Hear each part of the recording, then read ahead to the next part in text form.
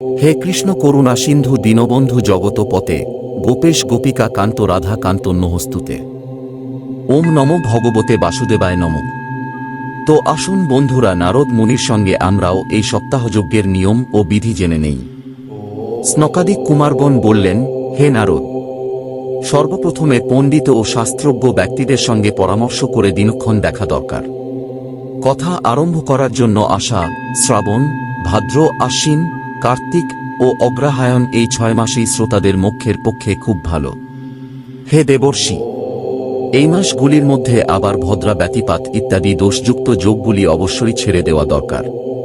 এই কথা শ্রবণ কোনো তীর্থস্থানে বা কোনো অরণ্যে, আর না হলে নিজের বাড়িতে শুভ বলে মনে করা হয়। শ্রোতাদের জন্য পর্যাপ্ত জায়গার ব্যবস্থা করতে হবে এবং কথা পাঠ করার জন্য একটি মণ্ডপ তৈরি করতে হবে। পাঠক এবং শ্রোতাদের জন্য উত্তর পূর্বমুখী হয়ে বসা প্রয়োজন।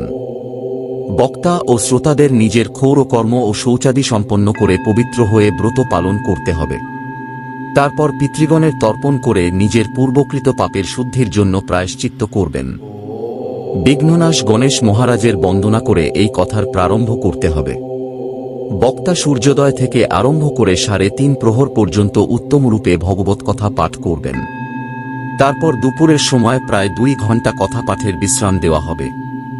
যে ব্যক্তি ধনসম্পত্তি, গৃহ কলত্রাদির চিন্তা পরিত্যাগ করে শুধুমাত্র পাঠেই মন নিরত রাখে, এই পাঠ শ্রবণে তার উত্তম ফল লাভ হয়।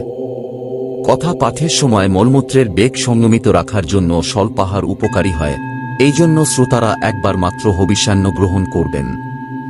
সামর্থ্য থাকলে 7 দিন উপবাস করে অথবা ফলাহার দুধ পান করে বা একাহারেই থাকবেন।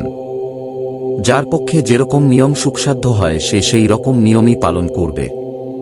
উপবাস করলে যদি কথা শ্রবণের কষ্ট উপলব্ধি হয় তাহলে সেই নিয়ম পালন না করাই ভালো।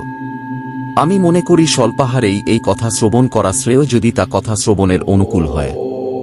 কাম, ক্রোধ, অভিমান, লোভ, লালসা, দম্ভ, অহংকার এবং হিংসা থেকে সর্বদা দূরে থাকবে।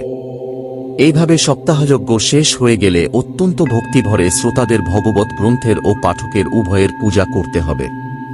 তারপর পাঠক শ্রোতাদের প্রসাদ, তুলসী ও প্রসাদী মালা দেবে এবং সবাই মিলে খোল করতাল নিয়ে মনোহর ধ্বনিতে সুন্দর কীর্তন করতে হবে। এইভাবে সর্বশেষে প্রসাদ গ্রহণ করে এই ব্রত সম্পন্ন করতে হবে।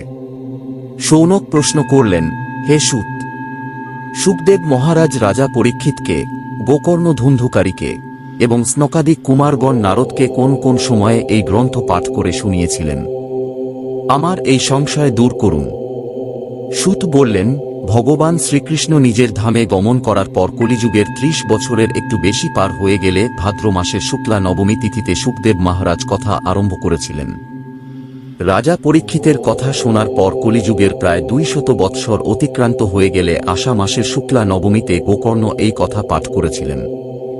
তারপর কলিযুগের 30 বছর পার হয়ে গেলে কার্তিক শুক্লা নবমী থেকে সনকাদিক কুমারগণ এই কথা শুরু করেন। হে নিষ্পাপ শৌনক, আপনি যা কিছু জিজ্ঞাসা করেছিলেন তা সব উত্তর আমি দিয়ে দিয়েছি। এই কলিযুগে ভাগবত কথা ভবরোগ নাশের মোক্ষম ঔষধ। হে সাধুগণ, আপনারা আনন্দের সাথে এই কথামৃত পান করুন। এই কথা শ্রীকৃষ্ণের অত্যন্ত প্রিয়, সর্বপাপহারী, মুক্তির একমাত্র কারণ এবং ভক্তি বৃদ্ধির পথ। নিজের দূতকে পাশ অস্ত্র হাতে নিতে দেখে যমরাজ তাঁদের কানে কানে বললেন, দেখো, ভগবত কথায় যারা মত্ত হয়ে রয়েছে তাদের কাছে যেও না, তাদের থেকে দূরে থাকবে। আমি অন্য সকলকে দণ্ডদানে সমর্থ, কিন্তু ভগবত প্রেমীর নয়। এই কথা যার কণ্ঠলগ্ন হয়ে গেছে সে বৈকুণ্ঠপতি হয়ে যায়। হে শৌনক, আমি অনেক শাস্ত্র দেখার পর আপনাকে এই পরম গোপনীয় রহস্য শোনালাম। সর্বশাস্ত্রের সারতত্ত্বই এই কথা। পৃথিবীতে এই সুখশাস্ত্রের থেকে পবিত্র আর কোনো কিছুই নেই। অতএব পরমানন্দ প্রাপ্তির জন্য এই 12 স্কন্ধরূপ শ্রীমদ্ভাগবতের রস পান করুন। যে ব্যক্তি নিয়ম করে এই কথা ভক্তিভরে শ্রবণ করে আর যে ব্যক্তি শুদ্ধ মনে ভগবত ভক্তগণের সামনে এই কথা কীর্তন করে, তারা দুজনেই যথার্থ ফল লাভ করে। তাদের জন্য ত্রিলোকে কোনো কিছুই অসাধ্য থাকে না। তো বন্ধুরা, সপ্তাহযজ্ঞের এই নিয়ম বিধি দ্বারা এখানেই আমরা শ্রীমদ্ভাগবত মাহাত্ম্য সমাপ্ত করলাম। পরবর্তী ভিডিওতে দেখা হবে প্রথম স্কন্ধের অধ্যায় নিয়ে।